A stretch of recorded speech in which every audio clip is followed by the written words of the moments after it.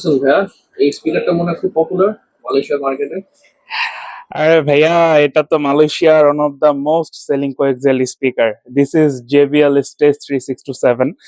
এটা RMS power হচ্ছে 45 watt and এটা পিক পাওয়ার হচ্ছে 225 watt. This is a two way coaxial speaker and আমরা রিসেন্টলি দেখছিলাম মালয়েশিয়ার কিছু পেজে বা কিছু ওদের এই প্রোডাক্টটা প্রচুর সেল হয়। আর রেয়ার ডোর বা ফ্রন্ট ডোর যে ডোরের জন্যই হয় না কেন, ওরা JBL এর এই স্পিকারটা প্রচুর ইনস্টল করে এবং এটা সাউন্ড আউটপুটটাও এত অ্যামেজিং, এত সুন্দর ভোকালটা, বেসটা। যারা কম্পোনেন্ট স্পিকার ছাড়া কোনো কোএক্সিয়াল স্পিকার ইনস্টল করতে চাচ্ছেন, আমরা রেকমেন্ড করব তারা JBL এর স্টেজ 3627 এই মডেলের স্পিকারটা ইনস্টল করতে পারেন। এটা বিল কোয়ালিটিটাও অ্যামেজিং এবং আমি যদি একটু দেখাই, এই যে টুইটার ভার্সনটা কিন্তু এখান দিয়ে আপনারা দেখতে পাচ্ছেন, এগুলো আলাদা কোনো টুইটার থাকে না, স্পিকারের মধ্যে টুইটারের ভার্সনটা থাকে।